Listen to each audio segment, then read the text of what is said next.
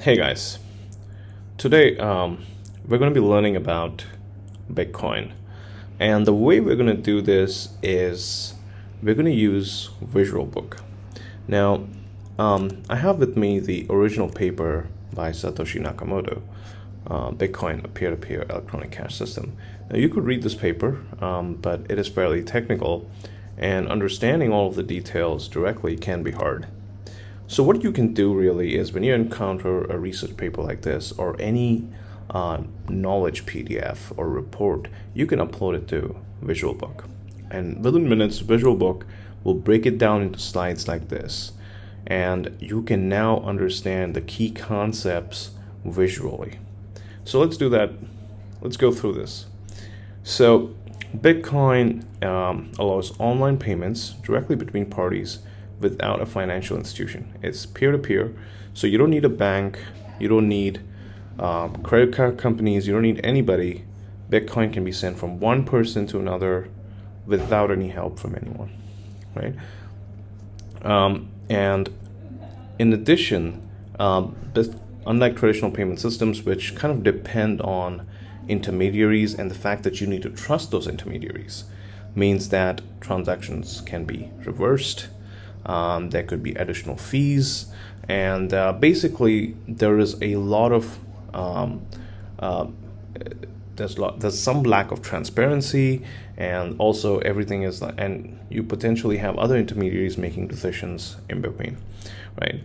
And this was the original problem that Bitcoin tried to solve, which is that people should be able to pay each other without needing any intermediaries. So one of the key problems to solve here is the double spending problem, which is one Bitcoin cannot be spent twice, right? And it can be spent only once.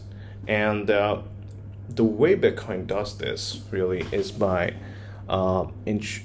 basically creating a transaction ledger which shows how a Bitcoin is spent, how it's transferred from one person to another, and building trust on that list of transactions using proof of work, right? And so let's kind of look at how transactions work. So electronic coins are chains of digital signatures, okay? So basically, you take one transaction, and the hash of that transaction is encoded in the next transaction, and so on. And the idea is that now you cannot simply put another transaction in between or modify this link without redoing the hashes for all of the previous transactions, right? So this makes it like really difficult for an attacker or anybody, any malicious entity, to kind of modify this ledger, this chain of transactions. Bitcoin has a timestamp server which hashes a block of transactions and publishes it.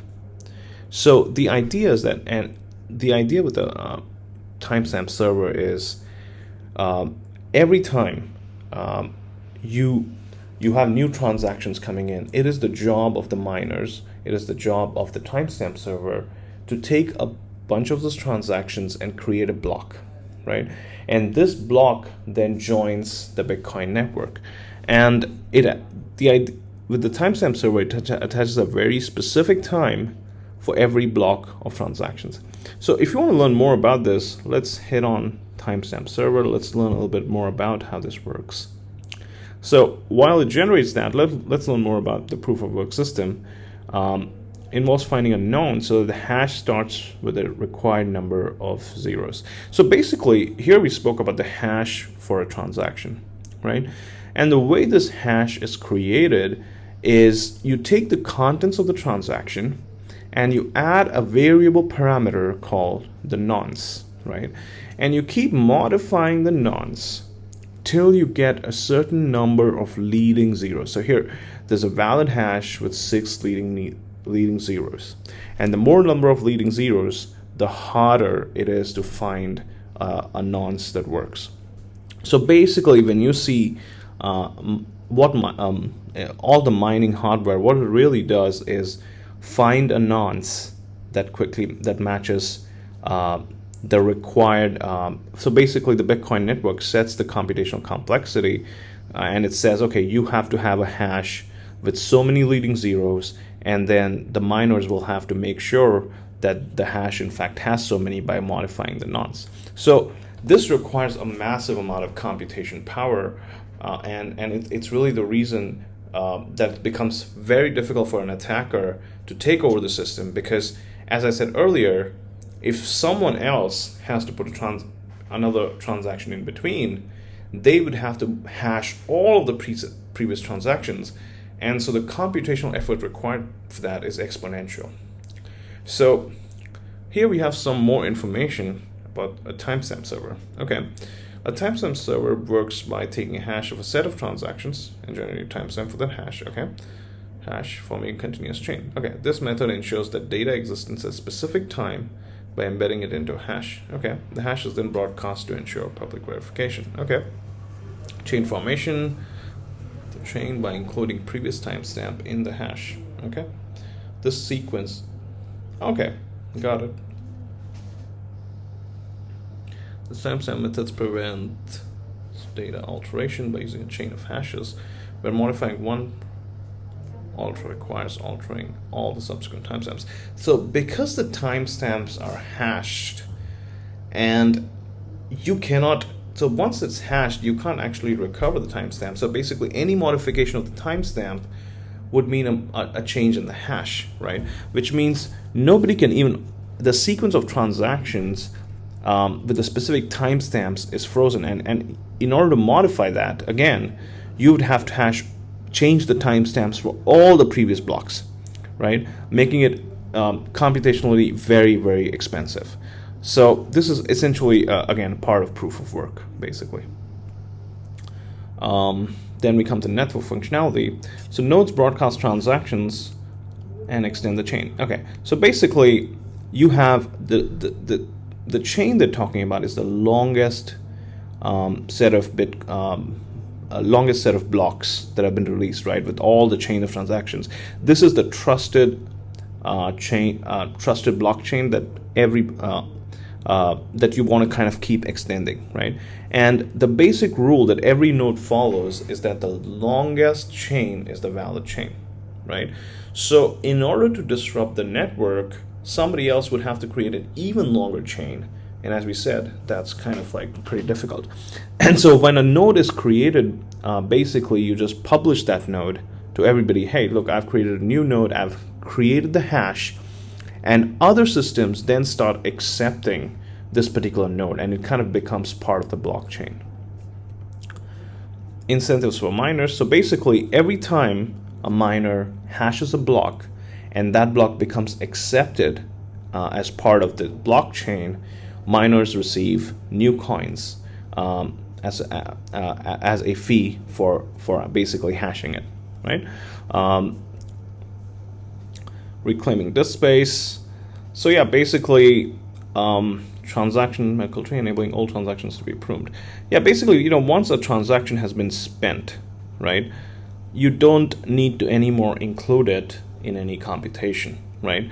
The Merkle tree is basically a way to kind of keep only the relevant transaction history within your device. For example, if you're running a Bitcoin node on your phone or something, it would be tedious if you have to fetch the entire transaction history, right? The Merkle tree basically allows you to maintain a small subset of those transactions that are actually relevant to you, right? And you can learn more about Merkle tree by just tapping on this, and it's going to generate more slides about Merkle tree. So payment verification is simple because of this, because you only kind of need to store the specific Merkle branches that haven't been spent, and so you kind of have a significantly smaller size that you can even run on your phone. There's also privacy in Bitcoin transactions. Basically, you have these anonymous public keys. If you see any Bitcoin transaction, you're really not going to know who it is. Right? And this talks about the probability of an attacker trying to create a competing blockchain. Right? This is the honest chain that everybody's building, and everybody's trusts this chain. Now, if an attacker wants to literally disrupt the entire network and take over a lot of Bitcoins, what he would have to do is create a competing chain, right? But you can see that this becomes harder and harder and harder. Basically, in order to create a competing chain, he would have, as more and more block confirmations come in, the processing power required to catch up grows infinitely and increases exponentially, and correspondingly, the probability of an attacker catching up falls exponentially. So this is something that I hope you guys like this, and if you ever want to break down any kind of a complex PDF with a research paper or lecture notes, you can upload it to VisualBook this way and kind of learn visually, and you can even share this with other people, and so that and you can even watch it as a slideshow if you want to present it. And yeah, the idea is to kind of help you visualize like really complex topics. Let me know what you guys think about this in the comments. Thank you.